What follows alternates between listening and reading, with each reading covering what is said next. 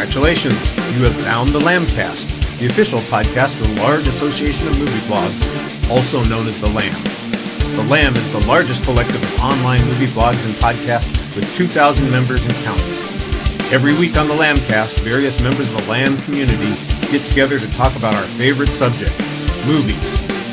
So bookmark the Lamb and follow us on social media. Be sure to join us each week to hear a lively discussion of films and movie-related talk from our members. Join the flock at largeassmovieblogs.com. Yo ho, a pirate's life for me. We pillage, we plunder, we rifle and shoot. We drink up me hearties, yo ho. We kidnap and ravage and don't give a hoot. Drink up me hearties, yo ho. Welcome, mateys. Welcome to the Lambcast. This is episode 731, and I'm your Captain Richard Kirkham of the pirate vessel Kirkham, a movie a day. This week on the show, the crew goes in search of buried treasure. That is, films that are jewels but may have been locked away or hidden from the audience's view for a variety of reasons. Maybe there are rights issues that keep it from being shared commercially. Perhaps it got a home video release, but it's out of print, and too many doubloons would be required to obtain it. Or even more likely, it's available, but people simply don't know about it. We've asked our motley crew of buccaneers to bring their treasure chest of movies to share. Some of you will be frustrated at the end of the show because the film you heard about is unobtainable. But some of the films may simply be off the beaten path. With a little navigation, you can plunder them for some entertainment value. We have a Shanghaied crew of scurvy buccaneers here to sail the high seas of adventure. Let's learn their names in case we have to send them to Davy Jones' locker. We want to be able to send them proper. First mate on this expedition is a salty old dog from pop art, Howard Casner. His shipboard name is Handsome Howard. Welcome, Howard. Oh, that's a first. Hello. Our next swabby is a recruit from a three-masted vessel called Free Kittens Movie Guide. We call him One Pod Dave Anderson. Good morning. Next, out here he's just super cock. Maybe we can teach him a couple of knots. Otherwise we throw him to the sharks. The Vern from Cinema Recall. Arr, mateys! Let's avast the shippers and avoid the, the thing with the sails. I don't sail, all right? I'll be a trouble pirate, but hello, everybody. I think we'll be inviting Vern for Talk Like a Pirate episodes down the road. Is my name Supercock? Yeah. Wow. No, you're just Supercock. You know, your extraneous material that's not really part of the cargo. Okay. Awesome. Thank you. Do you know the reference where that's from? No. It's Jaws. You know, Quint says that Hooper is just Supercock. Oh, okay. Okay. And finally, the second mate on this treasure hunt is Nicole Ayers, formerly the cook but promoted after she cleaved the previous second mate to the brisket. Her previous vessel was Mad Lab Post. Welcome, Nicole. Hi, Captain. Glad to be here with my bandana in tow. The crew was told to bring their plunder only if they themselves have not talked or written about it before. So let's check their coffers and see if we should make them dance the henpeg jig. Nicole, we're going to start with you. What's the first film that you brought that you think is buried treasure? The first film that I brought that I think is buried treasure is a short film that I'm hoping no one talked about already because I think it won an Oscar and a BAFTA. I recently read about it on a newsletter by Tim Ferriss, so I decided to watch it, and I think it's right on time for Mother's Day. It is a comedy drama that came out in 2022 and won awards last year for Best Live Action Short and Best British Short, and it's titled An Irish Goodbye. Has anyone heard of this? I have not. I have heard of it. Irish. I thought Irish Goodbye is a couple of shots and maybe a fight. Is that what happens? Well, there are some fights that happen in this movie. They don't get too physical though. It's written and directed by Tom Berkeley and Ross White. It's 23 minutes and the film is set in rural Northern Ireland on a farm where two estranged brothers are forced to reunite following the untimely death of their mother. And when the pair discover an unfulfilled bucket list belonging to their late mom, their pained reunion takes an altogether different course. And so this movie is available on YouTube via Acorn TV. And that is I found out that that's like a paid feature on YouTube or something, but there is a free 7-day trial and then you can cancel it. It's also available on Vimeo on demand. And while the trailer was underwhelming, I do think that the trailer and the film itself has some really nice cinematography and a lot of dry humor. So if you like that kind of thing, or if you like absurd comedies like The Lobster with Colin Farrell, you might enjoy this film. I liked that how the film showed that people grieve in different ways. The older brother, he doesn't want to stay at the farm or he now lives in England, so he came back, for his mother's funeral, and he's not trying to stay there. And the younger brother has, like, I don't know if it's just autism or Down syndrome or something like that, but the older brother has already set up plans for the younger brother to move in with their aunt so that the aunt can help take care of him and he doesn't have to stay at the farm by himself. But the younger brother doesn't want to stay there, and he doesn't want to move with the aunt. And so he makes a deal with the older brother that they could discuss that after they complete their mom's bucket list. And so the brother agrees, and it's like, oh, okay, let's get that done. How many are on the list? And he says 100 items. So, yeah. So it was a funny little movie at times. I think that one of the brothers is very crass, and sometimes it's funny, while other times I didn't really care for it. The younger brother also, well, both of them, actually. I won't just pick at the younger brother. Both of the brothers do things that I think are a bit selfish and unfair to the other brother. And there's also a priest in this movie who's not your average priest. This priest is very sarcastic, and he tries to be funny, and a lot of his jokes fall flat. But overall, I think it's a very sweet short film about family, sibling relationships, and the different dynamics that come with that, and also dealing with loss. And at 23 minutes, it looks like a long short when I saw it, but going in, as I watched it, it didn't feel long. It felt like it kind of flew by. So if you're into that kind of thing, I would definitely recommend it, since it's short and it's going to be over very, very quickly. Nice. I'll look for that one. Cool beans, Vern. Actually, I have heard of it because my best friend, her cousin, was either the director or the producer on this.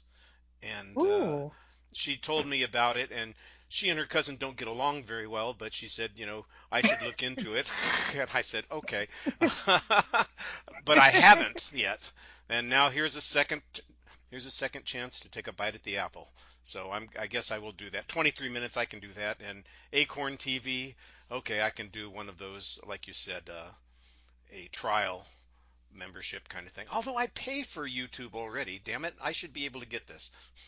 Okay, you didn't hear this from me, but so the way that I saw it is I went to Vimeo and I just searched for, after the YouTube thing, I have some burner credit cards.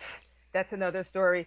So I tend to use them for free trials so that I don't have to put in my main card information. I tried to do the Acorn thing on YouTube, but it wouldn't take prepaid cards, it said. So I'm like, okay.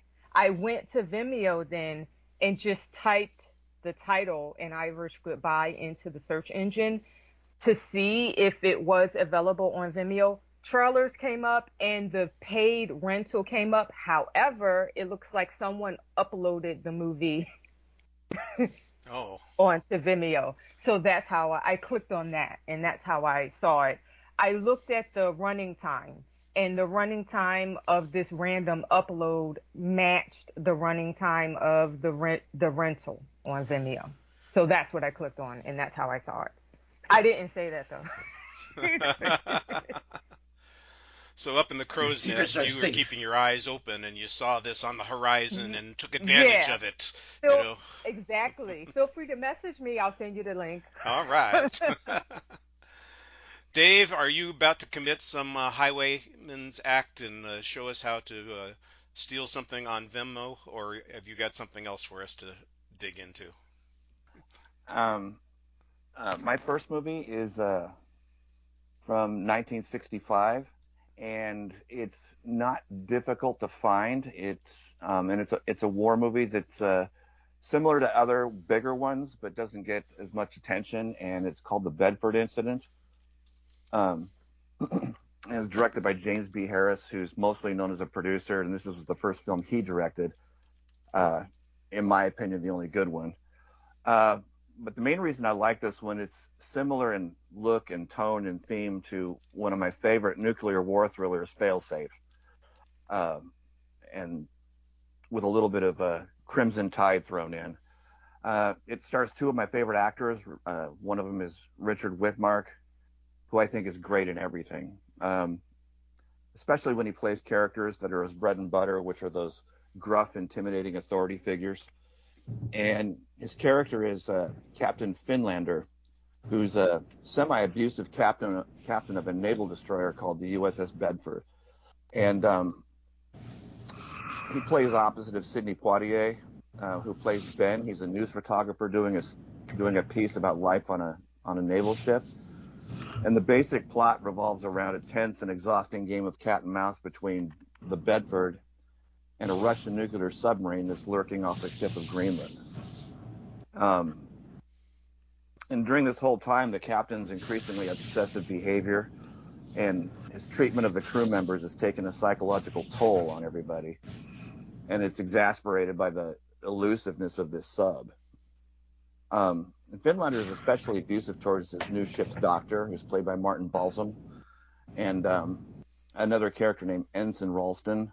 And that Ralston, how he becomes psychologically frazzled directly impacts the climax. And Finlander also takes a lot of pleasure in taunting Ben, although Ben's persistent inquiring about what makes the captain tick gets under the captain's skin too. And so, he's trying to find out what makes Finlander tick, and the narrative sometimes becomes sort of a character study on the captain itself. The narrative structure is a lot like Crimson Tide, made 30 years later, including especially the adversarial relationship between Ben and Finlander. And like Failsafe, this movie depicts just how easily misunderstanding or accidents or human error can have catastrophic consequences. I think it's an interesting film. I don't know too many people who've seen it. It's got great performances. The performances, drive the film. It is on DVD and other streaming services, but you have to pay for it. But to me, it's kind of one of those films that I discovered it a few years ago when I was searching for something else, and bought it blind, and I really enjoy this one. It's a tense little thriller. Ooh. Would you put this next to Das Boot and also Crimson Tide as other? Do we get a submarine perspective on it, or do we just get the destroyer's perspective? Just the destroyer's perspective. Oh, destroyer's. Okay, my bad. Okay. Yeah. So it's more of a story about obsession and abuse. But the movie the two movies it reminded me the most of were Failsafe and Crimson Tide. Okay. That's a very entertaining and it's very interesting movie, especially because the captain is playing this cat and mouse game, not because it's necessary, but in many ways he's just showing off to Sidney Poitier and trying to say, things are bad, it's a Cold War, things are really, really bad. And you're going, no, if you just let this submarine go, it's all over. But Widmark just can't let that happen. So it's a very interesting take on the Cold War. I think it's good to know that something like that cannot possibly happen today. I think because of there would be more fail-safes today. It's also noted because Sidney Poitier, this is supposed to be the very first movie in which a black actor played a part that wasn't, I don't want to say wasn't black, but wasn't about being black. He was just playing a reporter and not a black reporter or anything like that. Race never enters into the equation, and also has Donald Sutherland in a very small role. That's right. You got to look quick for him, but he's there. Yeah. Early appearance of Donald Sutherland, non-race-based film for Sidney Poitier. Martin Balsam gets abused, and Richard Widmark gets to chew the scenery gruffly. That sounds like a good movie to me. Got a great ending. It's sort of like Moby Dick in the end. It's sort of inspired or based upon Moby Dick. And the ending is pretty horrifying. The ending is really scary. Well, don't spoil the ending. I have heard of the movie. I've never seen it, but I am now encouraged to do so, which is kind of what the whole point of this show is, help people find some treasure out there. Vern, what kind of doubloons have you dug into? All right, so for this show, folks, I dug into my VHS collection, and I found some treasures of movies that are not widely available for streaming. There's not any like Blu-ray or 4K releases of these movies just yet. And the first one I found was a movie I believe from like 1989. It is The Cook, the Thief, His Wife, and Her Lover, directed by Peter Greenaway, and it stars Helen Mirren, Michael Gambon with roles of Tim Roth and Alan Howard. And it takes place at this luxurious restaurant, this glorious restaurant with wonderful colors. The color schemes of this movie is just incredible. And it deals with this thief played by Michael Gambon, who is like this abusive, rough and gruff. He just treats everyone just horribly. And him and his cronies go to this restaurant every night with his wife, and he treats his wife like shit. I mean, there's even a scene where he basically abuses her in front of like this timid chef. And so Helen Mirren's the wife, and she straights up a relationship with this little timid book lover, and they're having an affair underneath this thief's nose, and they're trying to get away with it, and things happen. I'm not going to spoil it, but yeah, it gets very, very dark. It gets very twisted, but it's so glorious to look at. Like I said before, it's the first time I've ever seen a movie shot in like widescreen, because the VHS is in letterbox, and I've never seen a movie, do the whole letterbox thing, because in VHS everything was 4:3 aspect ratio. So I remember watching this and thinking, what's going on? There's black bars from the top and bottom of my screen. This is odd and strange, but the whole thing is just glorious to look at. The content is disturbing, but yes, recommend it. The Cook, the Thief, His Wife, and Her Lover. I don't know. I'm pretty sure Howard has seen it before. I'm not sure if anyone else has. Yeah, I saw it when it first opened. Damn it's you! The only Peter, huh? Damn you, Howard! You saw this in theaters. Damn you! I knew it. It's the only Peter Greenaway film I've ever been able to get through. He is very popular among the art crowd. I find his movies almost intolerable. This is actually very entertaining, and you're right. It's very beautiful. It's very well acted. It's what I would call Jacobean. It's just over the top, purposely so. I mean, not in a negative way. It's supposed to be. He just really goes for it. So it is very entertaining, but it's very out there. Yes. Yeah, the only Peter Greenaway movie that I remember seeing is Prospero's Books, and those films are kind of esoteric and strange. I remember hearing about this movie. I remember the Siskel and Ebert conversation about it. I'm surprised it was only released on VHS and it never made it either onto a laser disc or a DVD, because I'm wondering why that is. There's probably Yeah, that's odd. It was It on sounds like Peacock for a little bit. It was on Peacock for just like a little bit, like a week, and then it went off there. I remember seeing it on VHS, and I picked it up at the store because of the cover. And it took me a couple of tries to get through this one, but it was pretty brutal and devastating. But I did like how it ended. Dave's input, I think, is probably accurate. Like I said, my understanding was that there's some sequences in here that are somewhat disgusting and unpleasant, and sometimes my aesthetic is not that direction. I don't mind certain things, but I'm not big on cruelty, and there was some suggestion that there's a lot of cruelty in it.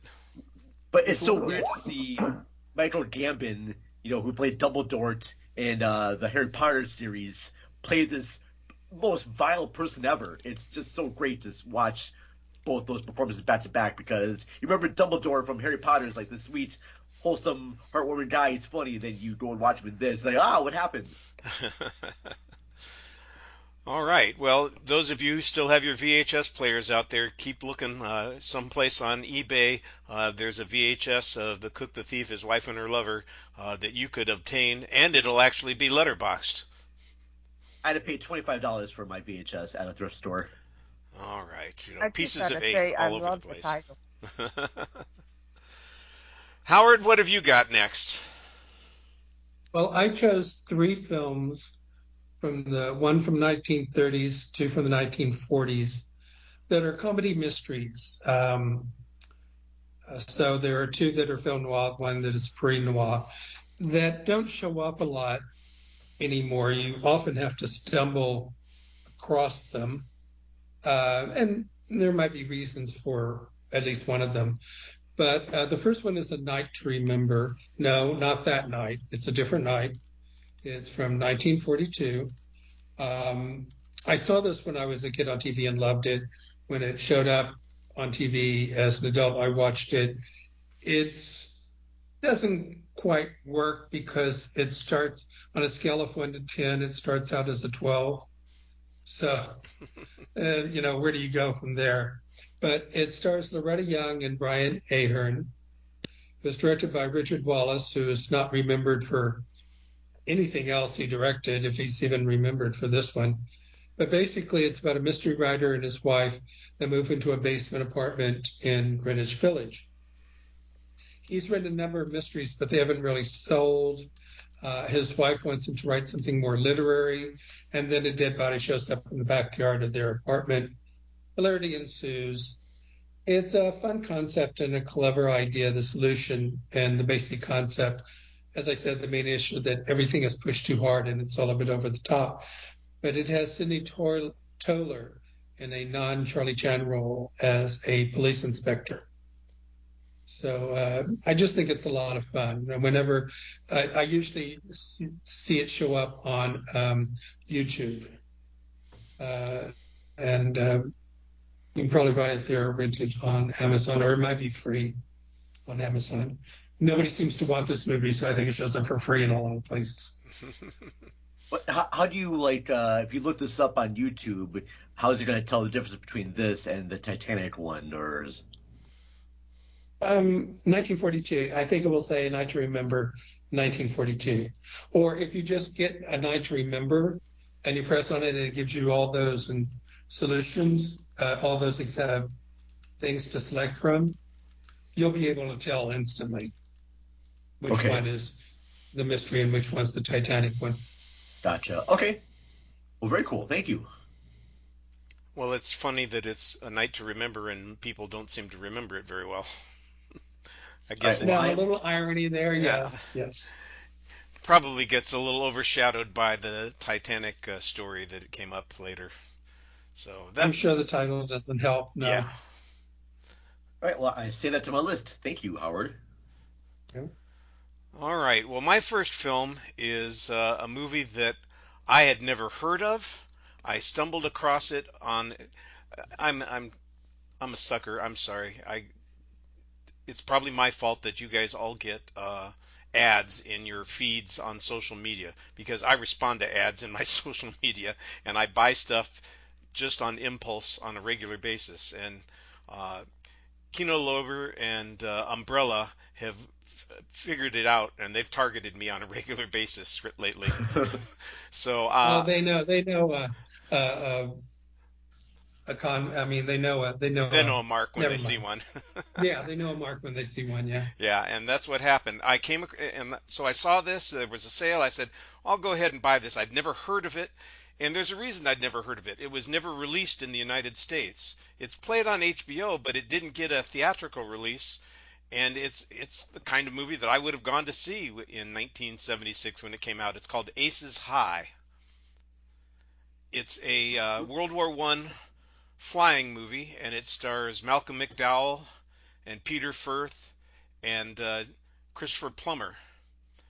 And it's set in the last couple of years of World War I, and Malcolm McDowell is a squadron leader who was formerly the captain of a house at an elite boarding school, and he returns recruiting people in, I think it was 1916, the graduating class, and then the movie picks up in 1917, and one of the kids who was in that class has joined his squadron, and he kind of has a hero worship of McDowell's character.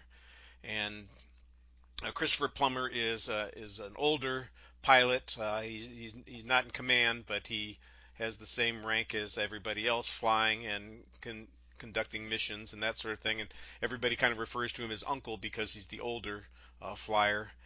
And it's a pretty conventional story. About the futility of war, about people's expectations, about the loss of innocence. And there's some good flying sequences in it, especially at the beginning. There's a very clever moment in the introduction to the film where Malcolm McDowell's character is being pursued by a German plane, and he gets shot down, or appears to get shot down. He can't get away from it, so he basically fakes crash landing, and when the other plane lands to check out and make sure that he's dead, he takes off after them. It's kind of, he suckers them in by playing dead. And I thought that was not something I'd seen before. I really enjoyed that. That was a clever bit of business right at the beginning of the film before we get into the main story. And so it's about flyers and their encampment, and of course there's the British sort of social caste system that's a part of what's going on as well. It's a pretty well told story. They used a couple of clips from other films. I know that there's a clip from Blue Max in there that they used, and maybe one or two others, but I think most of the flying was done originally. You can see a couple of process shots there, but they're not terrible. And like I said, when you see the planes flying in the air, that's pretty dramatic. I was surprised, like I said, that this film didn't get a U.S. release. It was a British-French production, and I guess it did pretty well in Great Britain, but not well enough to get an American release. And it is streaming in a lot of places. I discovered it later on, like I said, but I just tripped across it in this situation. I said, well, I've never heard of it. It didn't get a release in the United States as a theatrical film. I'll go ahead and buy a DVD and see what it's all about. And so that was the first piece of treasure that I have for you today. Has anybody else seen it or heard of it? Never heard of it. Never heard of it. I never saw it. I've heard of it, but I probably have seen it as I scroll through YouTube and other places. I'll see the title, etc., and I'll look at it. You said you would have seen it when it came out, probably. Was that kind? For me, it would probably be the kind of film that I wouldn't have watched when it came out. But now that I'm older and now that I'm looking back at films from the 1970s, I'm starting to watch films that I didn't see or wouldn't have seen when they came out. And this would be that kind of film. I would probably want to watch it, especially to sort of to fill in and to... Yeah. Well, add it to my list of 1970 movies. I do that a lot now. all those 70s World War One movies, von Richthofen and Brown, and March or Die. It wasn't a war Yeah, movie, but the also Great Waldo something. Pepper was a flying movie that had some references to World War One in it. Those were all movies that were right in my groove. So that would, like I said, this film seems like it would have been a natural for me. Nicole, we're back to you. Have you got another piece of treasure for us? Yes, I do. And I would love for someone else to watch this to let me know if it's treasure or coal. Um, the movie is titled Lola. It came out earlier this year in February, and it's directed by the actress Nicola Peltz Beckham, who is the daughter of a businessman, billionaire who invests in Disney, and also the daughter-in-law of the power couple David and Victoria Beckham, known for soccer and the Spice Girls, respectively. And I mention that because there are a few things before I get into my experience in watching this movie. I want to mention why I watched it because I've never heard of it, and much like the Irish Goodbye, where I was reading a newsletter, I was clicking on maybe some clickbait. Now, for you, Richard, that's ads. For me, I was trying to log into my email, and like Yahoo had a salacious headline, and I clicked on that, and then that is what led to me watching this. Lola is a drama.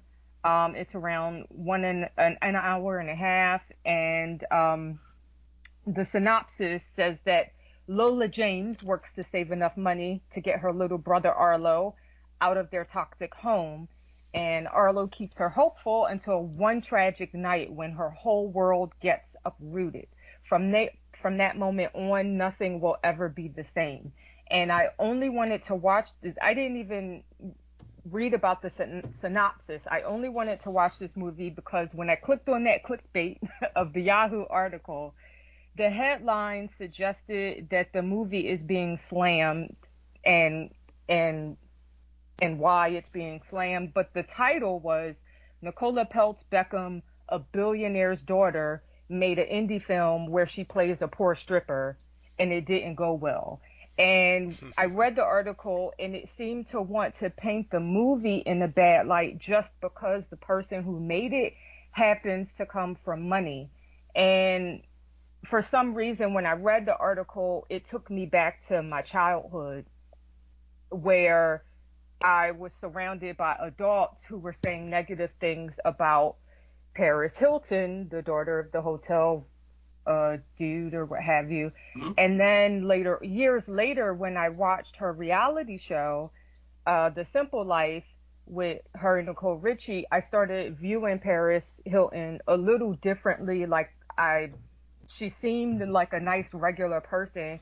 And a lot of the adults around me when I was younger were just, talking about her drinking or partying or like, oh, she's just this rich brat or whatever. And it's like, a lot of people get drunk and party, especially in their youth. So like, I could always never figure out what made Paris Hilton such a bad person just because she's rich. And so when it comes to this movie, Lola, I think the angle of this article that I read is a form of elitism, or at the very least what the psychologist Rob Henderson calls luxury beliefs, where the very people trying to bash this movie are also the same people who enjoy the very privileges and luxuries that the poor people that they claim to be defending would die for, or in some cases are dying for. So I wanted to know, is this movie bad just because the person who made it happens to be the offspring of a rich or wealthy person? Or is it bad just because you don't like the person who made it? Or does this movie actually suck? So I streamed it in the last week so that I can review the movie based on its own merits. as either a piece of art or an entertainment vehicle or a punishing audio-visual eyesore that you need to stay far, far away from. So in the movie, Beckham plays a young girl named Lola who lives with her devout Christian mother and her mother's boyfriend Trick. And Lola also works at a convenience store where she's stealing merchandise, and she's in an on-again, off-again entanglement with a drug dealer who seems nice and caring when he's not like saying douchebaggy things. But the movie seems to revolve around her second job as a somewhat naive stripper who only works the main floor, and doesn't go into the back room where the girls make a lot more money. Now, Lola does want to save up money to take her brother to Dallas for like an arts program or something, and she wants to try to protect him from what seems to be like a toxic home environment where their mother's this chain-smoking, self-righteous, devout Christian who also happens to doesn't approve of Arlo wearing like her makeup. They steal the mother's makeup and like play with it, and Arlo dresses like a girl's swimsuits and does other things, and the mother feels judged by another mother in their church or what have you, and I feel like she's trying to live through her children in this movie, but okay. Holy moly, there's and I don't know how to really describe this, but basically the story takes a turn for the worse in the lives of a couple of the main characters. This movie contains some violent scenes that might be hard for some people to watch, and there's also a lot of belittling and abusive behavior going on, as well as a tragic accident that takes the main characters on a different path. It also has a gross bathroom scene, so I wouldn't recommend eating anything heavy while watching this movie. Jeez. Only something light. It has some tropes and some woke elements that I didn't like, and I don't think helps the story. I also do think that the director would have benefited from hiring a better audio mixer. I watched this movie with headphones on, and I still had a hard time understanding some of the narration. Speaking of the narration, it's a little annoying.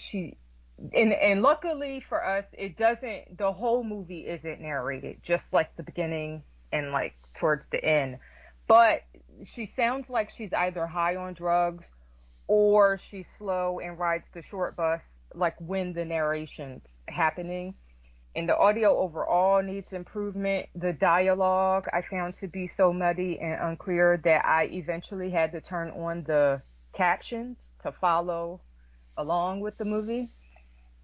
But putting that aside, as someone who's familiar with how damaging it can be to have loved ones who like weaponize God or religion to control people or shame them into making themselves smaller so that you can feel bigger, or so that you can like brag about your family to your like neighbors or your church congregation or the community. I do think that Lola does a decent job at showing some of the hypocrisies of like some Bible thumping Christians out there. On the technical side and the writing side, though, I do think that it needs improvement. I think the movie relies too much on the soundtrack, which a lot of bigger movies, I've seen a lot of, big budget movies that have done the same. And since this isn't a musical, it leads me to believe that they're trying to compensate for a lack of story development. And so here's some advice from Miss Beckham. Since I've made movies of my own, when in doubt, don't add more music. Instead, please fix the script. But overall, I think Lola is an ultra low budget female version of 8 Mile, but for strippers. Okay. So Nicole, I'll ask you this because I recognize one of the actors being Virginia Madsen. How was the acting overall from the cast in this? I do think there was good acting. I will say the acting is much better than the audio. Sure. Okay. All right. And as her first, considering it's Beckham's first time directing, I don't think it's a bad attempt at making a movie, especially for a first film. I've seen worse movies, and you know how there's good pizza, and then there's the kind of pizza that's like good enough to eat if you're drunk. I think Lola might be fine. Lola might be fine to throw on and watch while you're sick or like nursing a hangover. However, for those who engage in recreational smoking, snorting, or pill popping, or whatever you're into, and you have some inner demons that you haven't sorted out yet, I would not recommend watching Lola while you're coming down off of your high, because the movie might make you want to get another stronger hit of whatever you're on. Yeah, this real quickly, Nicole. This has reminded me of another feature made from the daughter of a famous filmmaker, Asia Argento, when she did the film "The Heart Is Deceitful Above All Things," and it kind of has the similar themes and issues what you're talking about with Lola and whatnot. But yeah, very very cool. It's called The Heart Is Deceitful? The Heart Is Deceitful Above All Things, based on the ratings of J.T. Leroy, and there's a lot of other controversies that have happened behind the scenes of that movie. And I'll have you research that because I don't want to spend too much time talking about that movie right now. But yeah, Ozzy Argento. Okay, I will. Thanks, Vern. Vern. Yeah, I just wanted to watch Lola just to see, what is this movie about? Because Sure. It seemed like that article just took an angle and like ran with it, and I didn't think it would be fair. Hey, it's good. Watch movies from your own perspective and get your own views of it. You don't have to listen to one other critic. You want to get your own opinion, see things for yourself. I love it. Yeah. Well, I did look up some information, and it did get described as poverty porn. I wrote that in my notes too. I just didn't want to. I was just like, I don't want to talk too much. But yeah, I do agree with that. I agree with that. I do think it's fine. It has a lot of stereotypes in it. Yeah. Well, when in doubt, and somebody asks me what a movie's about, I say it's about 100. It's about an hour and 24 minutes. Nice. Dave, you're up. Okay, my next one is a Czechoslovakian science fiction film from 1963 called Ikari XB1. It was distributed in the United States as Voyage to the End of the Universe with a much different ending tacked on. And I first heard about this movie a few years ago when I was rewatching Solaris. And sometimes when I rewatch films, I like to dig around on the internet for more info about it. When something, or someone pops up on the screen that I'm curious about. And digging around led me to this one, which is based on another book by the original Solaris author, Stanislaw Lem, and saw that this movie was based on one of his books. Anyway, I blind bought the Blu-ray on Amazon, hoping it would be, similarly thought-provoking. And it's not as high-minded as Solaris, but it's definitely cut from the same cloth. It's got a lot of stark visuals that I thought were pretty neat, especially in black and white. And it has a look that's somewhat similar to 2001. Obviously lower tech because of the technology at the time, but it's an interesting film to look at. It's pretty loosely plotted and kind of episodic, but basically about a crew of 40 men and women who are on a long mission to a mysterious planet orbiting another star, Alpha Centauri. And much of the film deals with the daily lives of the crew and how prolonged time and space affects them, sometimes adversely. And there's some peril along the way. There's a really nerve-wracking scene where they discover a derelict American spacecraft in deep space that happens to be loaded with nukes. And later, more ominously, they're passing through a nebula that causes a sudden epidemic of extreme fatigue that causes the crew to drift off to sleep.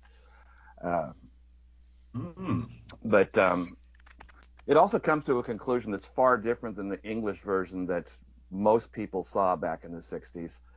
And that, that version was released by American International Pictures, who took a lot of foreign films and then reworked them and retitled them for Americans. And in this movie, there's not a ton in the way of characterization, but how they go about their daily lives is interesting. Trying to establish the fact that they're in deep space is normalcy, I guess. Almost like there's a conscious effort to ignore the fact that they're in deep space. But still, there's a great sense of isolation throughout this movie. The special effects, I thought, for their time, were actually quite good. And like Solaris and 2001, the production design is terrific. The movie's pretty deliberately paced, but there's something about the pacing and the aesthetic that, I don't know, I kind of think is almost soothing. So for lack of a better word, it's one of those movies that's kind of nice to chill out to late at night with all the lights off. Who did the score for this movie? Do you remember who did the score? Even if I remembered, I could not pronounce the name. Oh, sure. Okay. But it is an unusual score.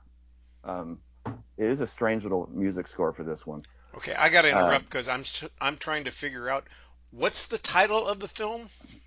Ikari XB1, Ikarie.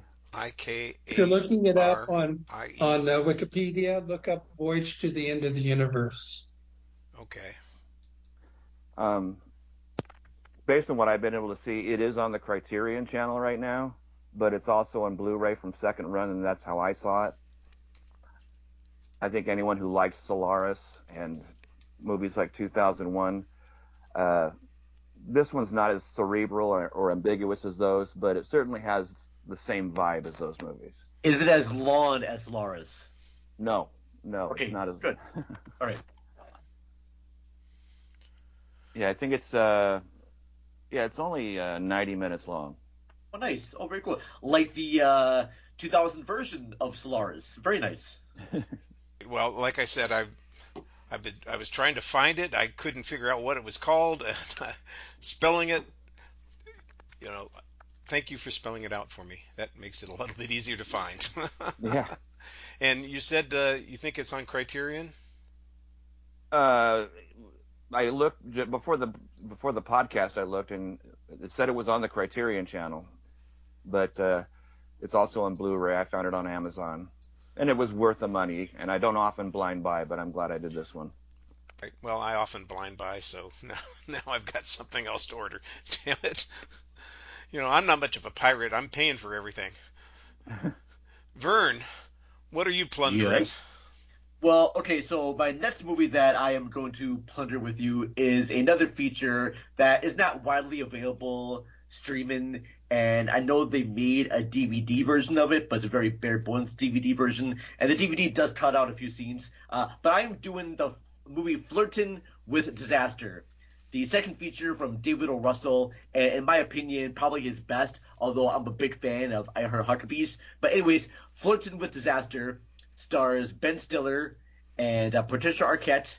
They are a couple about ready to have a baby, they have a baby. But he's not quite sure what to name the kid because Ben Stiller's character was adopted, and his adopted parents are played by Mary Tyler Moore and George Segal. And so anyways, Ben Stiller and his wife, along with the social worker played by Tia Leone, they're going on a journey to try and find Ben Stiller's birth parents. And they go and meet a lot of great people in this, and they end up meeting with his real birth parents, played by Lily Tomlin, and I forgot the other guy's name. Alan Alda are his parents, and it's just a very fun screwball comedy. It reminds me very much of like those Howard Hawks like screwball comedies set in the 90s. It's just great performances from everybody. I find it to be hysterically good. Really love this movie. It's definitely a comfort feature because it's about only 90 minutes, and I find it to be just great. There's a lot of great sequences and brilliant. It's just a wonderful, funny farce. And I'm not quite sure if anyone else here has seen this movie, but I just find it to be very good. I saw it in a theater, You and did? I laughed my ass off. I thought it was hysterical. But I don't think I've seen it since it came out 26 years ago, whenever it was. And I was so lucky to find the VHS of this because, like I said before, it's a movie that has appeared on streaming.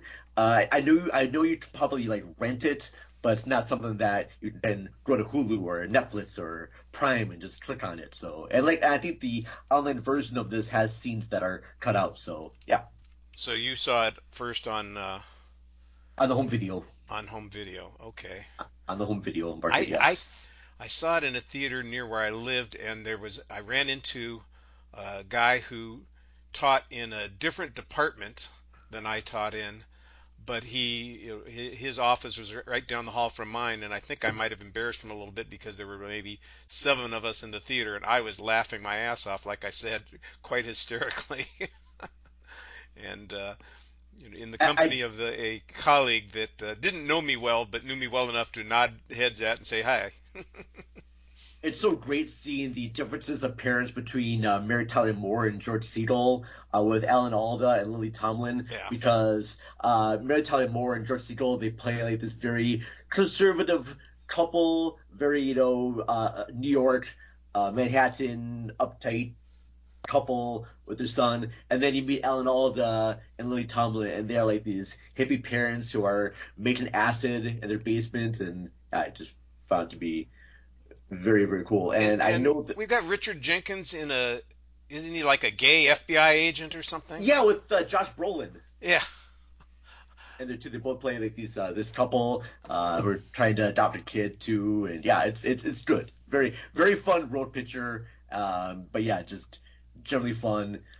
From the first like 5 minutes of the movie, when Ben Stiller's character is talking about his ideal parents and how they meet, if you're not cracking up a little bit by that moment, then this movie's not for you. So that's my little litmus test. Watch the first 5 minutes of this movie, and also it was a movie that introduced me to the Squirrel Nut Zippers too. So very, very cool. Yes.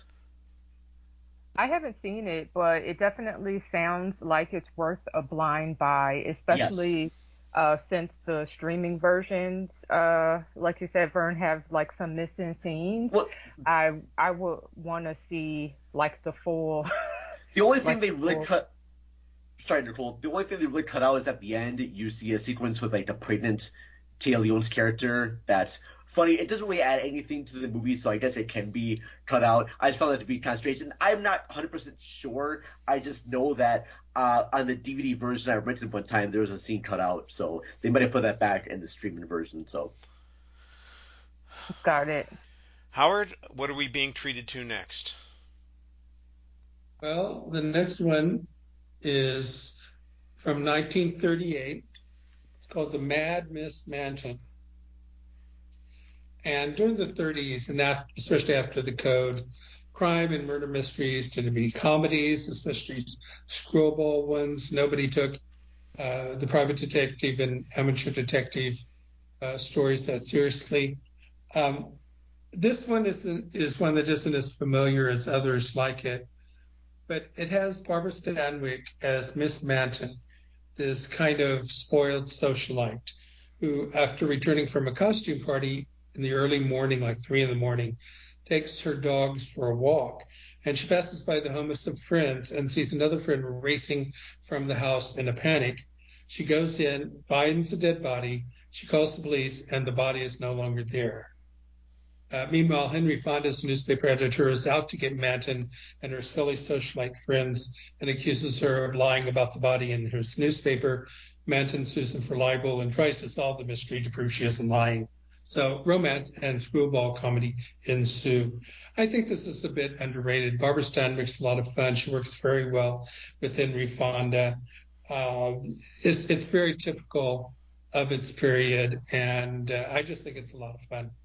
The last time I saw it, it did appear on Criterion. I don't think it's there now, so you might have to look on Amazon in order to find it. I also know it's not on Tubi.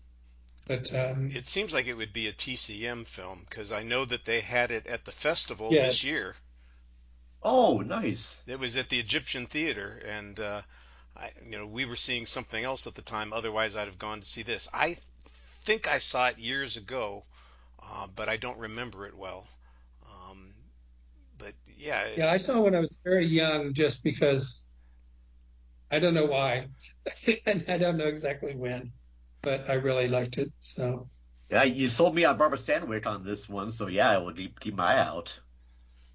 yeah, I'm a sucker for those screwball kind of mysteries that we've got from the 30s. That seems like it would be a lot of fun, and finding it doesn't sound like it would be terribly hard, but we'll try and dig something up. I'm sure that there are people out there who have fabulous VHS or DVD copies of it somewhere. right, and you could probably rent it for like $3.99 or less on Amazon. So something to look forward to when we're looking behind, back at our past. Very good.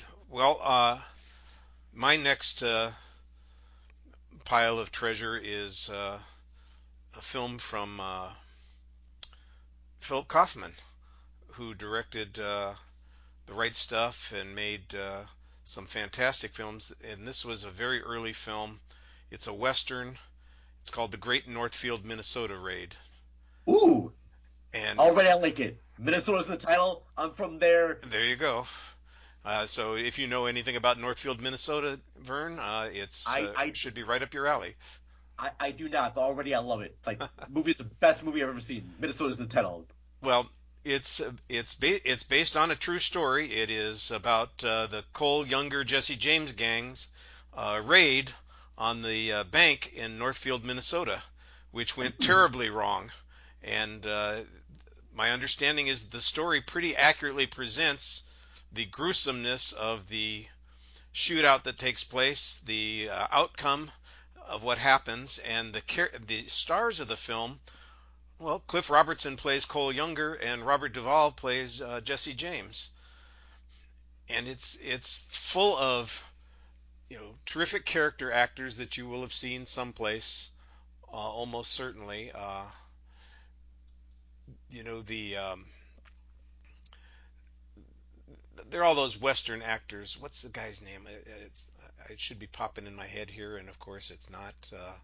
Eli Wallach? No, no, no, no, no. Matt. Matt Damon? No. He's been in 1,000 of these films. He's a background actor that if you saw Buckaroo Banzai, he plays like the character that's trying to connect with the president. Think you mean Matt Clark? Maybe? That's it, Matt Clark. Yeah, there are a whole bunch of these guys in this film that are in this. Dana Eclair, Royal Dano. Elijah Cook, Yeah, he's in it very briefly. Donald Moffat. Yeah. Oh, Donald Moffat, this is like one of his first films, and he plays one of the citizens in the town. And the citizens in the town basically fight back against the Younger James gang when the crime starts, and you get a lot of stuff that's going on, but there's like an internal conspiracy and an external conspiracy of the whole thing, and it's very cleverly put together, and I there's a lot of background before you get to the raid, and Jesse James is not portrayed as a particularly he's not heroic in any way, shape, or form in this movie, and he's kind of creepy and a little psycho, as they say. So I think he was supposed to be in real life. yeah, I think he was obviously, he's a little overdone. Like I said, there's just a lot of people in the film. There's one of the characters, Luke Askew, plays Cole Younger's younger brother, and he had his lip shot off in an earlier raid, and he plays the film, for the most part with a bandana across his face to kind of hide the fact that his mouth got shot up, and later on he puts on like a piece of hair that somebody cut off and make it a mustache kind of thing, and that's sort of a running joke. It's a gruesome piece of business, and nobody here is heroic in the story.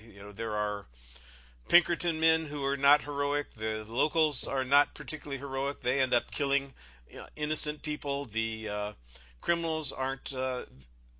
Obviously, they're very criminal in nature. I guess Cole Younger, played by Cliff Robertson, would be the closest we have to anybody that you would see as a somebody that you would admire because he stood up for himself. But he's a crook also, and he didn't want to kill people, but he's involved with a lot of people killing people, and that's the way it goes. These things happen. This film came out in 1972. It is not available for streaming anywhere. There have been DVD releases, but they're out of print. There was a new Blu-ray that came out a few years ago, and that's how I got this in one of those boutique Blu-ray companies. I went looking for this several times and could not find it. I think it's now streaming on Stars. So it is a little bit more available than it was when I first made the purchase, but it's a very good, and I saw it 3 or 4 times as a kid. I know that because I went to the El Rey Theater in Alhambra on a regular basis, and I think it played there for 3 weeks, and I think I went all 3 weeks. Very cool. Has anybody else seen it? I would think Howard might have seen it. I haven't seen it. I'm very well aware of it. I've not seen it. So I haven't seen it, but I'm scared to watch it. Well, it is violent, but it's not the kind of violence that you get in a lot of these films. Nobody's guts are popping out, but you will see blood, and like I said, there are a couple of disturbing implications in the movie. We see the gang as it's getting ready to travel from one place to another. They escape being caught down in their own territory.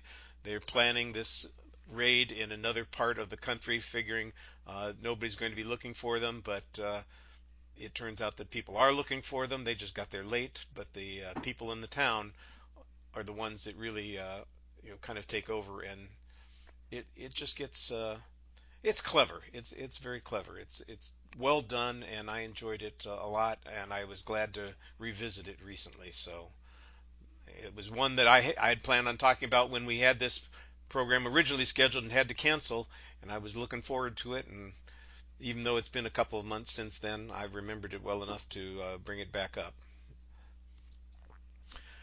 Nicole, we're rolling around to you again. Time to dig up something that you think we should be looking at.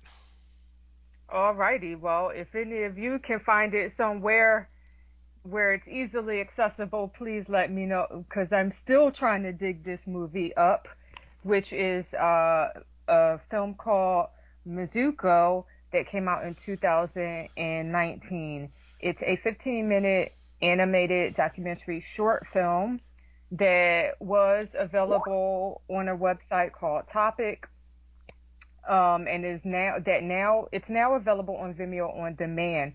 And in trying to watch this movie to prepare for this show, I tried once again to watch it yesterday to no avail. I have been trying to watch this movie for years after reading about it when it was screening at festivals, and I didn't get a chance to get to a festival screening. So since 2021, too long for me, I've been trying to stream this film. It's directed by two ladies, Caitlin Rebello and Kira Dane, and just to add some context, the name Mizuko, the title of the movie, is homage to this cultural ritual in Japan called Mizuko. And Mizuko means, according to the interwebs, it means water child in Japanese Buddhist culture. And it refers to babies or fetuses that died from a miscarriage, stillbirth, or abortion. And other materials that I read suggest that Mizuko also refers to children who died of infanticide, I hope I'm pronouncing that correctly, or starvation. Now, this movie in particular, which is also titled Mizuko, is told through the filmmaker's personal story of abortion in the U.S. against the backdrop of that cultural Japanese context. And the film is partially animated. It's a partially animated film that's narrated by a Japanese American woman who gives a personal account of her time in New York City through Super 8 footage and stop motion animation. And the woman tells the story of her abortion while reflecting on, I guess, carefree summers that she spent in Japan during childhood and young adulthood, and how life and death are seen in Japan. And the documentary also in the documentary, her memories of Japan are accompanied by colorful and fluid watercolor drawings. And so in 2021, back when I was trying to watch the film, I registered for the topic website, entered my credit card information, did not get the film, ended up messaging one of the directors, who then reached out to the platform. I still couldn't watch the film. I recently found out that it was available on Vimeo on demand while I was Googling, and I tried to log into Vimeo. Now I'm having issues getting into Vimeo. And after trying to watch this movie for a couple of years, I'm calmer now this morning, maybe because I got some sleep, but last night I was so pissed off because it was after midnight, so I didn't go to sleep until 1 something this morning, and I'm like, you know what, this movie. And that's all. The only reason I brought this up is because I don't think it's right. I think it's one of my pet peeves is when filmmakers, especially indie filmmakers, because I mean, we're not talking about like a Marvel movie or like something that was made by the Coen brothers. Like, this is an indie film. So I really hate it when independent filmmakers make people jump through hoops just to try to watch their movie. So after a few years now, I've almost given up. I just want to say to the directors, you and your movie.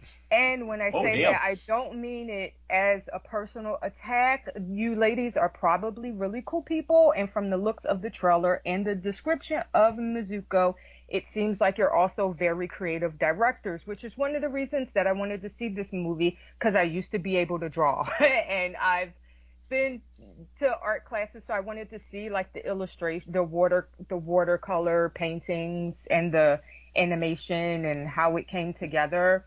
Also, I have kind of converted from Christianity to Buddhism over the year as an adult. And so I wanted to learn more about Japanese culture. I have some family who spent time in Tokyo.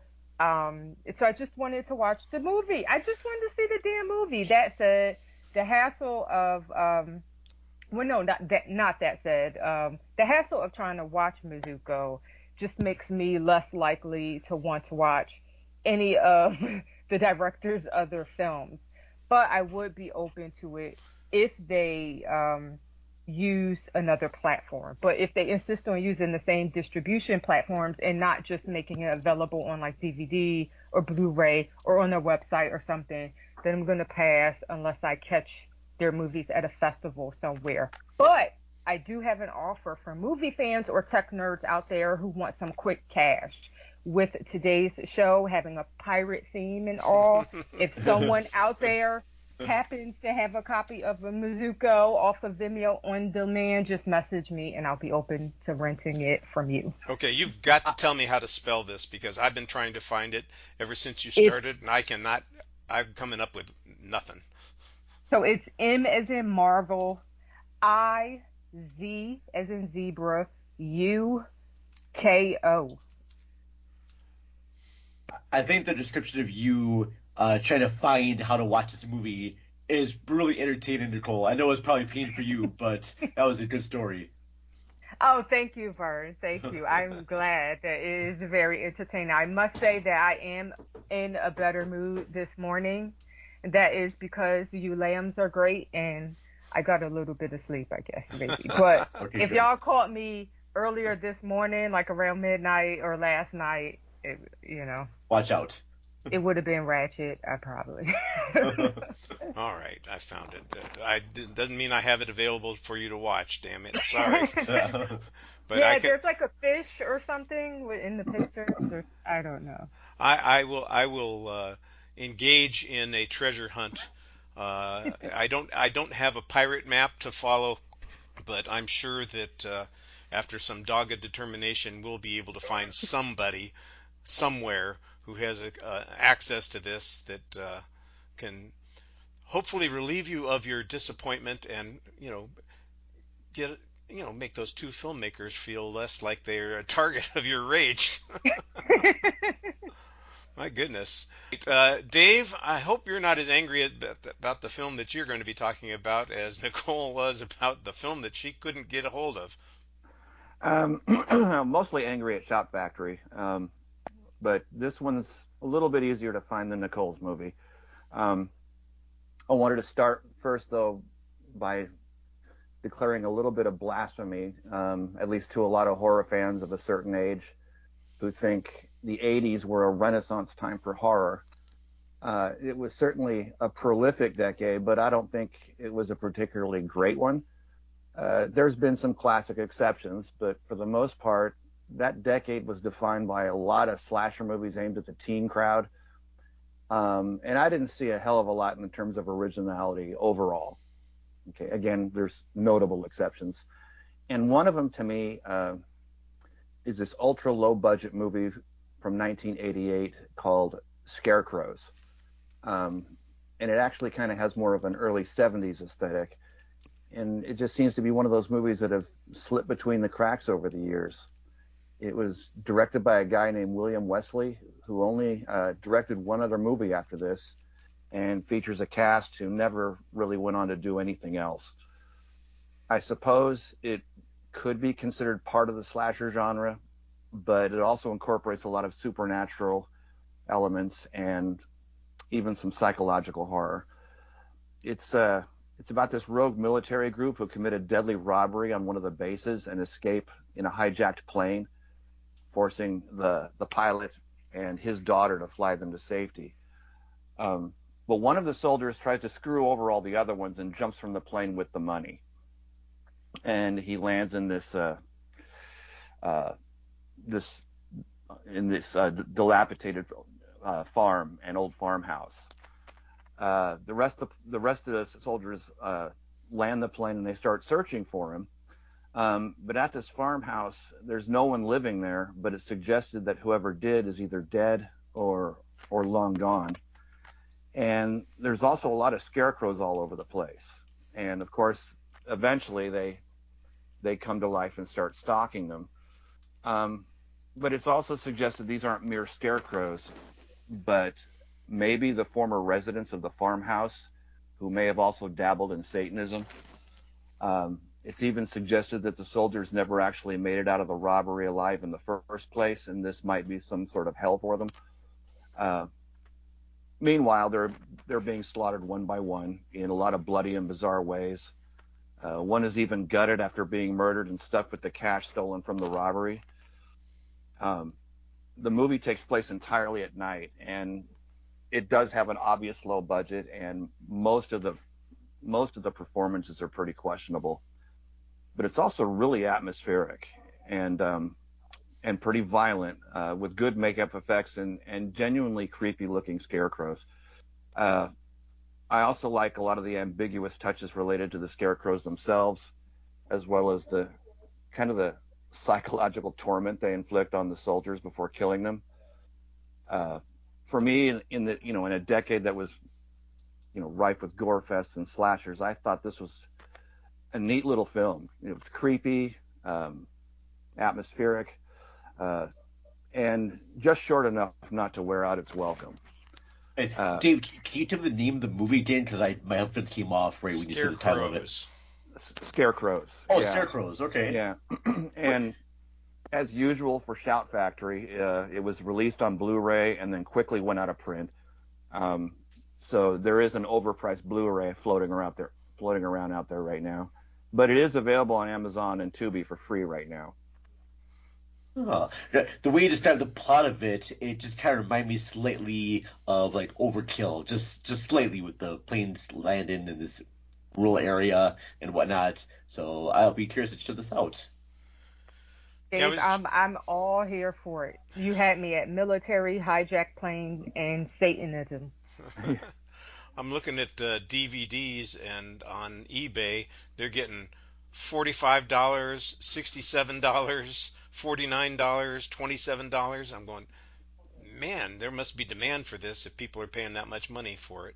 And you said the Shout Factory, of course, their pressings are always limited, so Yeah, I mean they put out a neat Blu-ray, but I just can't stand their practice of putting out something for a year or two and then letting them go out of print. I don't know if it's because of a rights issue or whatever, but it's probably some contractual issue. There used to be a boutique firm called Twilight Time.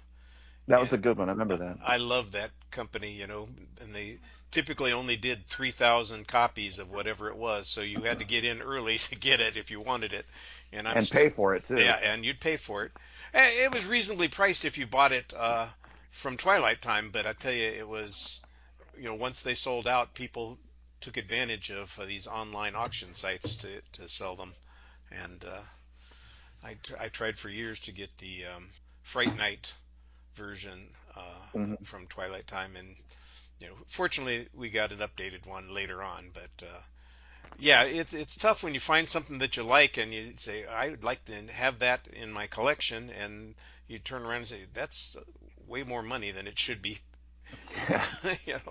But it is available, like you said, in several places that we can watch. Some of them for free, some of them you pay for. It just depends on if you want to skip those ads, I guess, which I'm probably willing to do. This sounds like it's right up my alley also. So, Vern, Yes, return. VHS is buried treasure. What's our next piece of 8 going to be? All right. Well, my third pick for Buried Treasures is the second feature from Jean-Pierre Jeunet and Mark Harlow after their wonderful Delicatessen.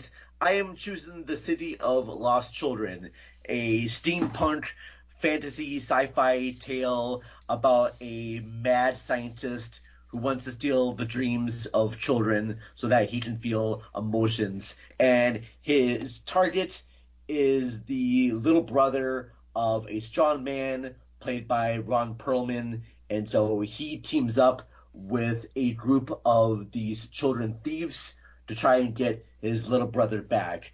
And it's got these gorgeous visuals.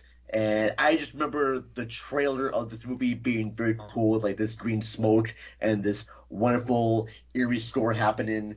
Yeah, it's a wonderful fantasy tale. And they even made a video game of this movie for the PlayStation 1. And it was the first time I've ever seen a foreign film get made into a video game. This movie's got gorgeous costumes from Jean-Paul Gaultier, who did costumes for The Fifth Element. And yeah, it's just this wonderful fantasy tale. I know you can watch it. You have to pay to watch it on YouTube or Amazon. You got to pay to rent. But I do not believe this got any big 4K Blu-ray release of the movie. So I hold my VHS in my arms with great love, just because I know I can watch this at any time, and it's gorgeous. Most of the cast that's in this movie is in Alien Resurrection, which is Jean-Paul Genet's movie that he made after this. So Dominic Pinion, Ron Perlman, so a lot of the cast that was in this movie, The City of Lost Children, moved on to Alien Resurrection, which is probably the best of the sequels after Aliens. Yeah, I don't acknowledge any films after Aliens. But if you did, Alien Resurrection would be the best one. But ignore Alien Resurrection, watch The City of Lost Children, because it actually is a very Good movie, guys. I have heard of the movie, and I've seen clips of it now and then, but I never saw it. And you make it sound a lot more interesting than what I had seen before. So It's a weird, dark children's fairy tale fable, but it's French too, and it's not a movie that most people would watch. This. I think children, if they watch this, they'll be intrigued by it, they'll be scared by it, just like the little kids were when they watched The Wizard of Oz, because there's a lot of like dark elements and everything to it, but they didn't watch it. The children have their big main boss that gives them all their we call it here their missions to steal stuff. Is the Siamese twin lady right there? Yeah, it's cool. It's got a lot of like Alice in Wonderland type of aesthetic to it, and it's very kind of a cool little thing, and I enjoy it very much. good deal. Howard, you got one more for us? I do, and it's, I think, the best of my group. I think it's really underrated. The more I see it, I think the more it's underrated. It's called Lady of Burlesque. Ooh. It's from 1943. It's a musical and a comedy and a mystery. It's directed by William Wellman, and again, it stars Barbara Stanwyck. And Stanwyck plays a burlesque queen at a theater that is trying to bring back burlesque. But things start to go wrong and dead bodies start turning up. And at first you think, what is the star like Stanwyck and a director like Wellman doing slumming on material like this? But it's actually a really good movie. And as I said, I think it's vastly underrated. It's one of her best performances, I think. It's based on the G-String Murders by Gypsy Rose Lee, a title the censors wouldn't let them use. They do allow the song Take It Off the E String and Put It on the G String. Within the confines of the code, it does a very successful job of capturing like the tawdriness of the burlesque scene. I just think it's a ton of fun. It also tends to show up on YouTube and Amazon and things like that. It's probably because I bet there's no copyright issue with it. It's public domain. I don't know that for a fact. But I think it's really a really good movie. This has sort of been forgotten, and I don't think it should be. It's called The Burlesque Lady or The Lady of Burlesque? Lady of Burlesque. Okay. 99 cents on Amazon Prime. Yeah, you probably could find it, though, on YouTube. I'm sure, yeah. There are other places that it's free. You know, Pluto and Tubi both have it. Yeah. But I'm sure you're going to get interruptions there. You know. Yeah, on Tubi. But, you know, it's strange. I grew up watching TV with commercials. So Tubi doesn't bother me too much. No, yeah. That's exactly what I was going to say, because I've done several movies recently, you know, that I wanted to see. They would be hard to obtain otherwise. They're on Tubi. I can watch them, and they have commercials, and I've just gotten used to the commercials. It's just, you know, I kind of tune them out and take notes if I'm going to write about it while the commercials are on, and then let it start again. One thing I love the most about Tubi, because I watched Lady Hawk on there not too long ago, and the commercials were very short, and they did not happen sporadically as you get in a lot of the places that have commercials on them. It's like I think like every 20 minutes or so to do a commercial break. Yeah, and you know they tell you how many commercials there are, how many more you're watching. You know, it's a countdown kind of thing. So it's not too bad if you need to use the bathroom or get a drink. You say, okay, I can do that. You know. It's all right. You find some of the most amazing things on Tubi. I run across movies that, you know, either I haven't heard of or I've wanted to see for years but never show up. Yeah. So maybe that'll be my next one. Movies I found on Tubi. Yes. To be or not to be. Where to watch it. Yeah. All right, well, my final film that I brought is another 1970s film. Like I said, I'm in pursuit of my youth in this particular treasure hunt. This is another movie that I know I saw multiple times in the theater. Same kind of thing. That if it stayed for a couple of weekends and, you know, I was going to the movies again on the weekend, I'd go see it again. It stars George Papard and Michael Sarrazin. It's called The Ground Star Conspiracy. I thought I was the only person who'd ever seen that one. It's not available to stream anyplace right now, so you can buy a DVD copy. I bought a remastered Blu-ray copy 2 or 3 years ago that has a nice secondary track from a couple of guys who are film experts talking about the director Lamont Johnson and the film itself, and they had some background information on the production of the film. So it's interesting to have that to access as well. But it is exactly what it sounds like. It's a conspiracy film from the 1970s. It involves a government center that has been blown up by a person who is stealing data from their computer systems, and but the person gets injured in the explosions as well. Ends up at this woman's house not too far away from the complex and collapses. She calls the police. They show up. This guy is taken into custody, but he's in terrible shape. They operate on him. His face has basically been blown off, and the conspiracy starts here because they're trying to figure out who this guy was working for. What he was appears to have been an insider, but he must have been connected to somebody. And it's a clever little twist on the kinds of things that are going on. It involves amnesia, people trying to figure out who somebody is and what's going on in the process and who was involved. George Papard is one of those guys that he made a ton of movies. A lot of them were good movies. A lot of them were not good movies. He later on was very successful with the A-Team on TV. He was one of those actors that I think I saw in a lot of second films on double features. I remember seeing a movie with him and Orson Welles, like I think it was called House of Cards. I saw that with Bullet, and then he was in, like I said, a whole bunch of other films. In the 70s he did Damnation Alley, a science fiction film. He was just in a ton of stuff all the time, and he was cast for his persona, and here he plays a tough guy investigator. He's basically a fascist who's going to get the answer however he wants. There's one point where he says, if it protects the country, I wouldn't mind having a camera in every bedroom in the country. He's that committed to his national security philosophy. So I thought that was kind of interesting. And Michael Sarrazin is a guy who, he was a kind of a star. He was in a lot of big films. He sort of disappeared at one point. He was dating Jacqueline Bisset. He looked like he was on the verge of becoming a big star, and something just happened to him. I don't know what it was, but he seemed to have vanished from the world somewhere in the mid-70s and became, I don't know if he was persona non grata or just kind of had other issues that he was dealing with in his life, but you don't see him in a lot of films past 1976 or 77.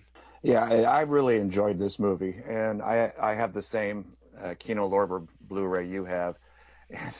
And, I really like the antagonistic relationship between Papard and Sarrazin's characters.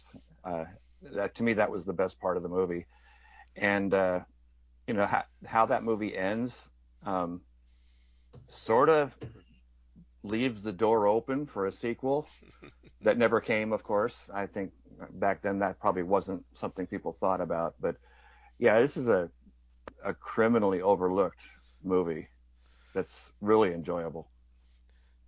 Oh, I'm glad somebody else has seen it, so it wasn't completely buried.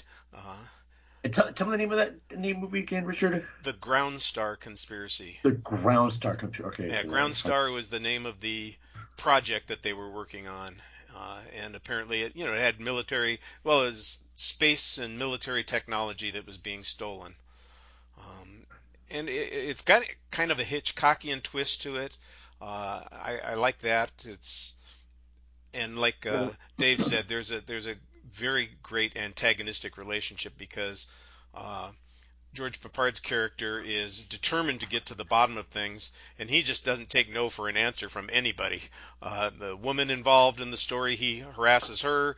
The guy that is the survivor of this series of explosions, where, by the way, 6 other people were killed. So it's not just that he was stealing stuff. He murdered 6 people in the process also. So and like I said, we don't really know who he is either, and that's part of the plot. So we don't want to give away too much here, but it's got a very 70s vibe to it. Very cool. Well, that's kind of where we need to cut it off. Did anybody have a quick one that they wanted to throw in at the end, or are we ready to move on to our exit question of the week? I have an honorable mention. Okay, as long as it's quick, Nicole. So there's a movie called RRR, which yes, which stands for Rise, Roar, Revolt. I recently heard of this movie while watching a video on YouTube. I follow a channel called Tipsy Bartender, and the guy mentioned the movie. He said that many people he said it's from Tollywood. I never heard of Tollywood. I know a lot of people were all familiar with Bollywood, but this movie appears to be from another film industry in India called Tollywood, and it's about a fearless warrior on a perilous mission who comes face to face with the seedy cop serving British forces in this epic saga set in pre-independent India. It's 3 hours, but it has some pretty high ratings. So I didn't watch this movie yet. So I literally heard about it the day before yesterday. So it's on my queue to watch. Let me make a suggestion to you, because I had heard of the movie when it came out. It only came out like 2 or 3 years ago, and everybody raved about it, and I didn't see it. Last year they played it at the Summer Classic Film Festival that I go to here in Austin. Seeing it with an audience is essential. If you can see it with a live audience, you will enjoy this film so much. I'm sure it's enjoyable, on video also. But I tell you what, the audience reaction to this movie was fantastic, and it was one of the best experiences I've had in the theater in the last 5 years. So if I'm unable to see it in the theater, would a next best route be like inviting 25 people? There you go. Yes, I'll come there. Yeah, invite 25 people to your house to see it. Yes. Okay. Put it together a Zoom call, and we'll all watch it together. Yes. Oh, that'd be epic. Those are our treasures, folks. You should go digging for some of these things, because they're going to be fun for you, interesting. You're going to find some stuff that you're going to really value. What we're really going to value now is a word from a fellow Lamb Podcasting Network show, and then we'll be back for our exit question of the week.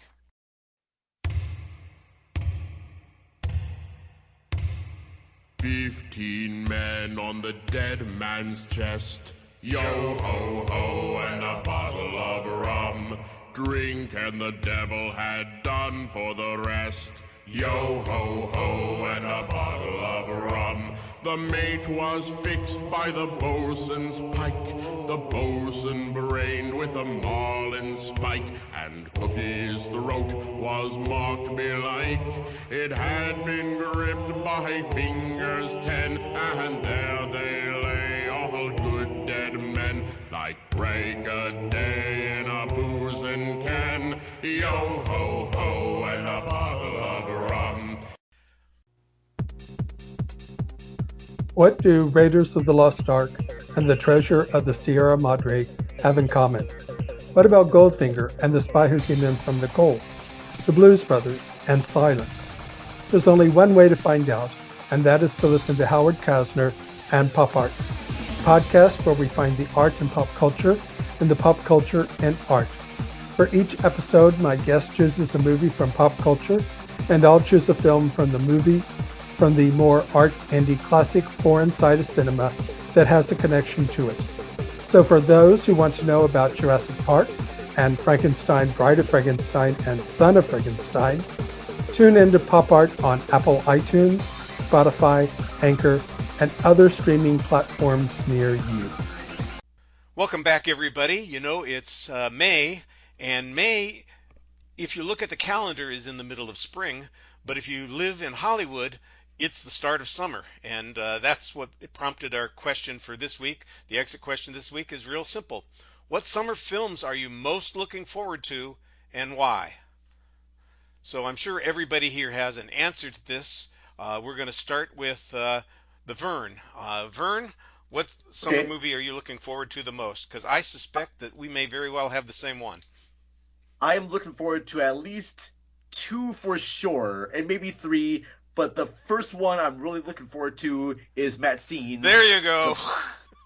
The third part in the X Pearl Maxine trilogy that Ty West is doing. I love that each movie has a different style to it. X is more akin to 70s slasher films. Pearl is more akin to 1950s melodramas. And then Maxine looks to be like a tribute to Brian De Palma, films of the 80s, and love it very much. So looking forward to that. I'm also looking forward to the Joker sequel, where it's a musical, and it could be a complete train wreck, but I love that Lady Gaga plays Harley Quinn, and they had homages to the Brothers of Cherbourg in the trailer. So yes, I am very excited to see it. Hopefully it'll be as good as The Apple. Is it coming out this summer? It's in October, I think. I thought that was a fall film. Yeah. I looked at some movies here, and I thought I saw it being listed on there for the summer movies. Yeah, so did I. I thought I saw this being listed this summer, but maybe not. Yeah, right. I think that's definitely a fall release. And you know what? I'm going to go see Twisters. All right. It looks dumb and stupid, but it'd be good to see on a big screen because I'm a big fan of Twister. So yeah, I would go see that one. It looks like a good theater movie to watch. Dave, is there something in the theaters that you're looking forward to? Yeah, I think I've already seen the best movie of the year so far. But so I'm thinking everything else might be end up being anticlimactic. That being said, I am looking forward to Alien Romulus. I've liked all of director Fede Alvarez's other movies, even The Girl in the Spider's Web. And I'm really hoping this one's is a return to the visceral horror of the first 2 Alien films. Yeah, I have my reservations about additional Alien films, as we've already talked about a little bit. I was so stoked and excited for Prometheus. I can't tell you how much that trailer got me going. The little the videos that they ran, the viral campaigns. I said, this is going to be fantastic, and I was so twistedly disappointed when it came out. And then the follow-up, Covenant, was not something that I thought. I basically remember nothing about it. It was. Just, I agree with you, Richard. I want a good Alien film. I just don't have high hopes for a good Alien film. We'll keep our fingers crossed. The trailer for this one, it really reminded me a lot of the first 2 Alien movies. And that's what Prometheus did. And I really great trailer that reminded you of the horror of the first one, and then you saw it. So I would give movies all open thoughts and minds to it. Yeah, but Alvarez's other movies like I love Evil Dead. Evil Dead and Don't Breathe. He really does some pretty intense horror, and I'm hoping he brings that to this one. I think Ridley Scott needs to take a break. From the franchise for good. All right, you dropped a nugget of information on the conversation here, so we've got to ask. So you said you've already seen the best film of the summer. What is it? In my opinion, Civil War. Not summer, but the best film of the year. Oh, yeah. Okay. It's my favorite so far, but it's still early. All right, Nicole, how about you? What are you looking forward to? Well, I am looking, since 2 things can be true at the same time. Yes. I am looking forward to seeing Bad Boys Ride or Die, even though I wish it didn't exist.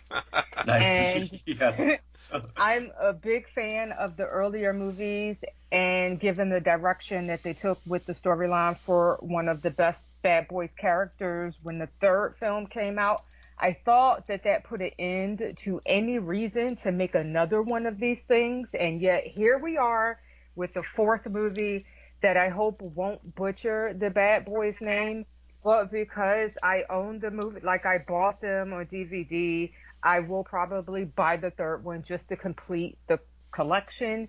I want to. They made a fourth one. It's coming out, so I want to go see it. And I'm gonna cross my fingers and hope that it's good. Some of my family members and I, to this day, when we have conversations, we speak to each other using lines from previous Bad Boys movies, the earlier ones. And so I'm a huge fan of Bad Boys, but I wish they didn't make it, but I am looking forward to see it.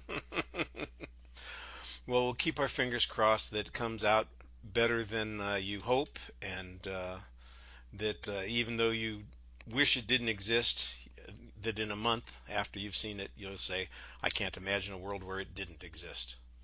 Yes, and I also hope that they will also just stop. Like, just stop here. There are days when that should be the case.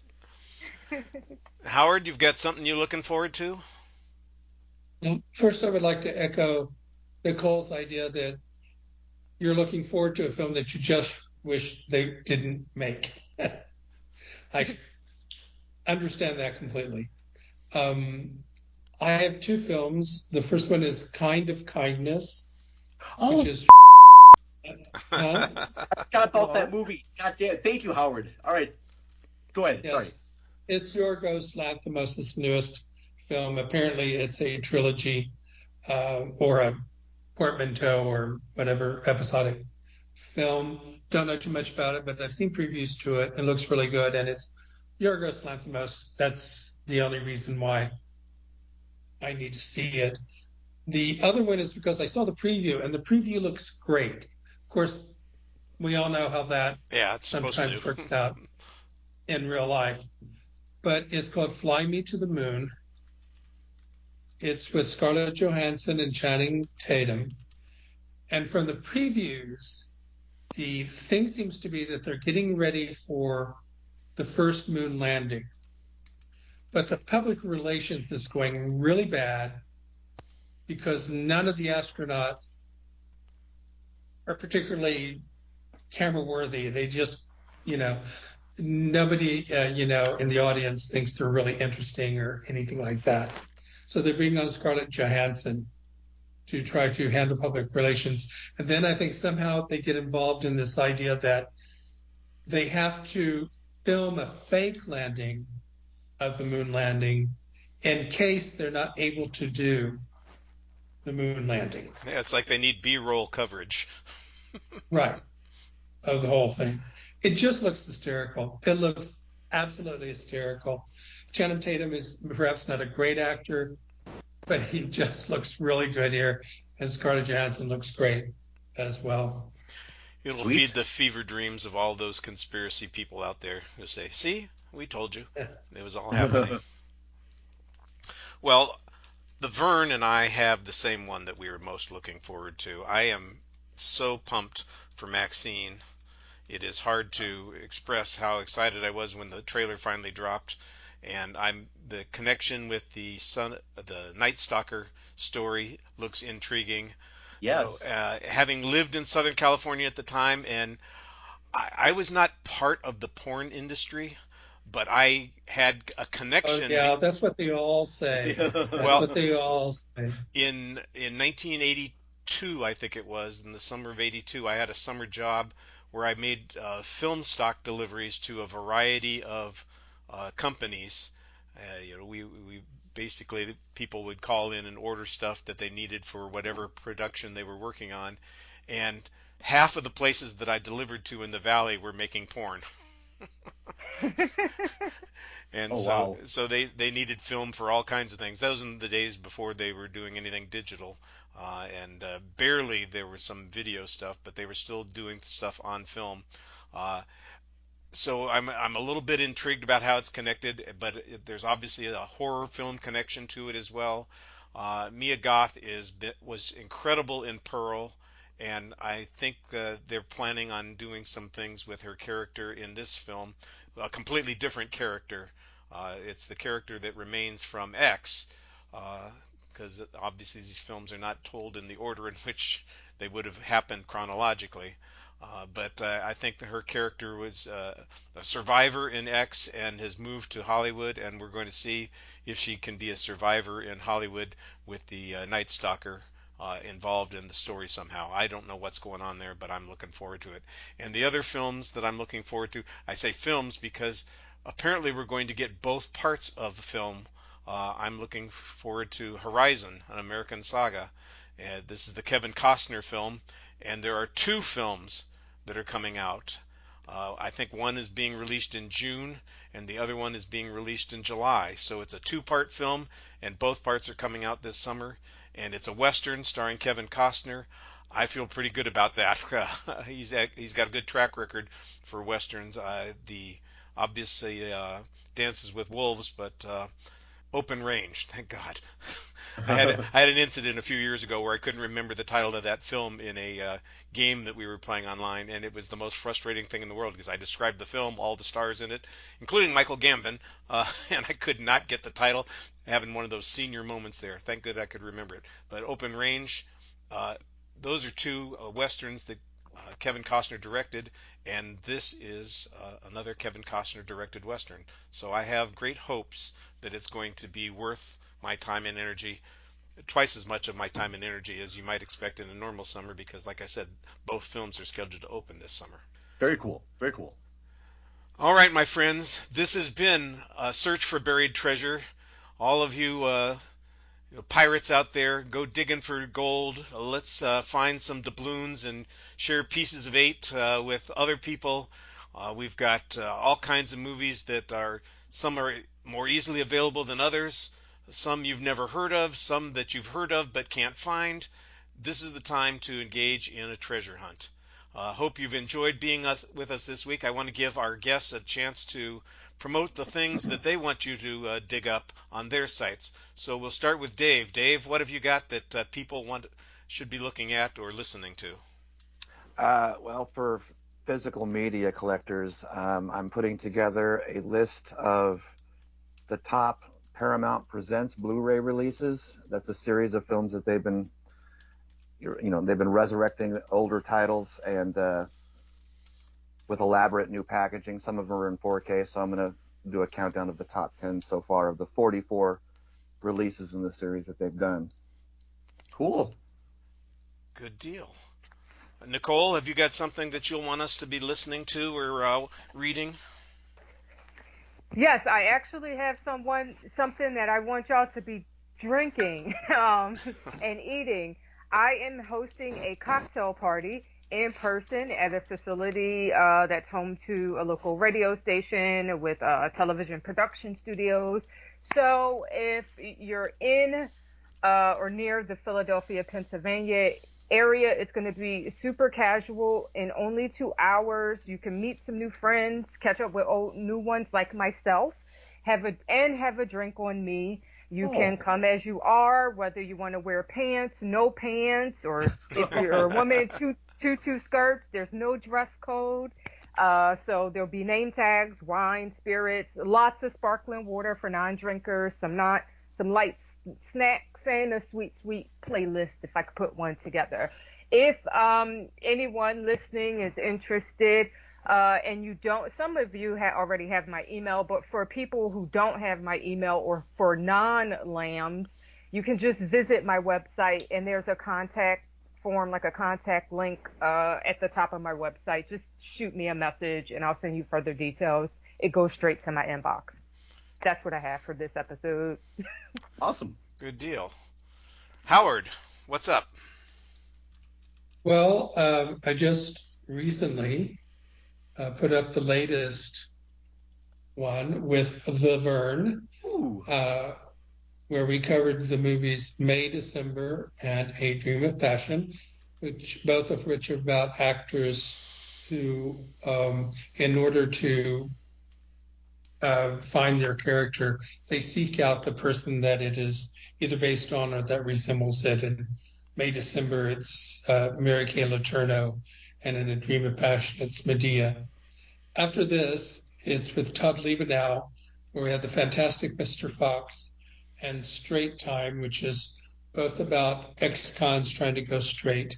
And, just when you get out, they pull you back in, sort of. But it is the last one I've recorded. It looks like Pop Art will be going on probably hiatus for a little while. I've talked about this on Facebook. I'm having some health problems that are just robbing me of all energy to create more content. So after I get some stuff done and get that fixed, then I'll be back. Well, you take a break and take care of yourself. That's the most important thing. Howard, I had a great time being on your show too. That was epic. So thank you. It was a really good talk. And Vern, it looks like you're maybe going on hiatus also. Is there something that you want to promote that maybe would help you here? Okay, well, thank you very much, Richard, for saying that. Yeah, Cinema Recall is going on a small little hiatus right now just because of issues with like payments and credit cards with things and me miscalculating stuff. Yeah, I just can no longer afford to do Cinema Recall at the moment. Our last episode was with one of the hosts from Cinemigos. We did our series of Gaga for Goslin, talking about the nice guys and the other Lars and the Real Girl was the other one. But yeah, right now Cinema Recall does have a GoFundMe page. If you can donate anything to that, go to cinemarecall.net. Huge thank you to you, Howard, and you, Richard, for donating. I am extremely thankful. If you need me to edit any episodes of like Lambcast or your shows, please let me know. I'll be happy to do that for you. I'm just extremely thankful and grateful of all the stuff that you've done. So yeah, cinemarecall.net. I think it's the first post on there. Donate what you can. Thank you. I'll second that. Hopefully everything gets resolved and Cinema Recall will be back operating as soon as you can. Make the world right. That's okay. Where one thing too that's going to take some time to put together is I am putting together a all-female version of Reservoir Dogs, like an audio drama adaptation of Reservoir Dogs, but with an all-female cast. And I've got the cast, they're ready to go. It's just trying to find times, and me trying to master that is going to be, and adding in effects and music, it's going to take a while to do that project. Nice. That sounds like it would be fun. Yeah. Speaking of all-female performances and presentations, I want to remind people that our June movie of the month is supposed to be a film that's been directed by a woman. So if you have a film that you would like to submit for movie of the month that fits that category and you want to champion it and host the show, send it to me and make sure that I know so we can include it in an upcoming poll. The current poll is going to close in just a couple of days, so I can't tell you exactly what we're going to be talking about, but we will be talking about it next week. Surprise, surprise, quick turnaround on that one. On my site, I've fallen behind. I have a lot of things to catch up on as well. I put together 3 of the videos for the Lambcast here in the last week, and that has taken up all my time, so I haven't gotten to some of the things that I would normally be putting on my site, but I will do that, and so there'll be updates, and you'll find reviews of the 1999 The Mummy. There's The Fall Guy, which we covered on the show last week. I have more positive thoughts on it than I was able to express in the show last week because we were overwhelmed by people who had different thoughts on it. And, I know there's something else that I saw that I need to catch up on. I'll remember it after the show is done here. Well, we're going to cast off and set sail for the high seas here on the next week's Lambcast. Until then, yo-ho, me mateys. We'll catch you next time on the Lambcast. Thanks, everybody.